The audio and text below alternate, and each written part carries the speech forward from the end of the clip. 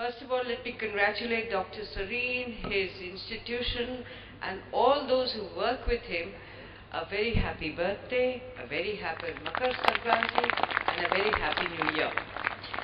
I remember that it was in the year 2002 or 2003 sometime, when Dr. Sareen, who was at that time in the LNJP hospital, came, enticed me into going to America to see a liver institute, and had this twinkle in his eyes with the dream that he wanted to make a liver institute, the only one of its kind, not only just in India but in Asia possibly, and that unless we could see and meet some of the enthusiastic doctors across the continents, we would not be able to really visualize and see what dream he had. So I went with him, spent 2 or 3 days, met many doctors. I'm neither a doctor nor a scientist nor a Sam Petroda. All that I understand are very simple things. So I understood it simply that we did need an institute of liver and biliary sciences, particularly because we had in Dr. Sareen a very, very eminent and promising doctor. So it's because of him really that we made this institute here. I don't think I would have had the courage to do it had I not been asked by him, and had I not heard the praise that I did here in America about his abilities, his capabilities, and his dedication to work. Well, we are here today after 2003 when the first foundation was laid, and it has grown. It really has grown. But I would suggest to Dr. Sareen that we should make this hospital a little better known. It already is getting known, because the patients who come here and go back feeling much nicer and much happier and cured or cured, they go and spread the word around. We haven't yet got as many rooms as we really ought to be having, but I can assure Dr. Sareen and his team that you carry on, and the Delhi government will support you wholly and fully, so you go ahead with whatever you have to do. I know there's a problem of land also, but we will bully DDA and see that you get your land also. It's for a good cause. I don't have to say or repeat the words of wisdom which Dr. Karan Singh and Montek and Sam Petroda and P.K. Tripathi have already said. But I would like to tell you one thing, that our effort in Delhi has been to take innovative steps and to try and see that we do make Delhi a hub of healthcare. We have managed it to a very large extent. We have about 140 odd hospitals, both government and private, in this city, which is a fairly large number.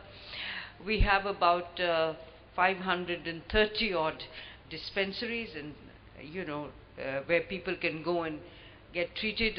Not everybody need to go to a hospital. We have got a very large Ayurvedic center which is coming up in the outer parts of Delhi, the village parts of Delhi, in a place called Khera Daba. It's an institute of Ayurveda, probably the largest in the country. We started it about 4 years ago, and I think it will really come into its own in the next 1 or 2 years. We've got herbs being grown there, and we are trying to see if in those 70 odd acres we can also attach a little bit of Unani, because both Dr. Montek Singh ji, Dr. Karan Singh ji particularly, and even Sam Petroda spoke of holistic treatment. Prevention, whether it is through yoga or through taking care of your eating habits, your lifestyles, etc., is much better than having to come to hospitals and get treatment done there. So I think this is a campaign which we need to start, and I can assure you that we will. We are very, very careful in all our hospitals to see that they teach them how to look after themselves after they've been treated in the hospital. That is why we have a wonderful hospital of psychology and mental diseases across the Yamuna River called IVAS, and we are getting a specialty hospital again across the Yamuna River. We've got other hospitals where we are trying very, very hard to see that people are able to prevent falling ill rather than having to run to hospitals. In AIDS, for instance, the country has succeeded. The impact of AIDS has come down, and one of the reasons why this happened was there was a huge campaign how to prevent AIDS or how not to get AIDS. So I think we need to do that in every aspect of healthcare, and to see that we are citizens who are intelligent enough to adopt prevention rather than cure. I was really quite amazed to know that liver is perhaps the highest, highest disease, curable and non-curable, which impacts people. And I was sorry to hear that a lot of it is because of the cirrhosis of the liver.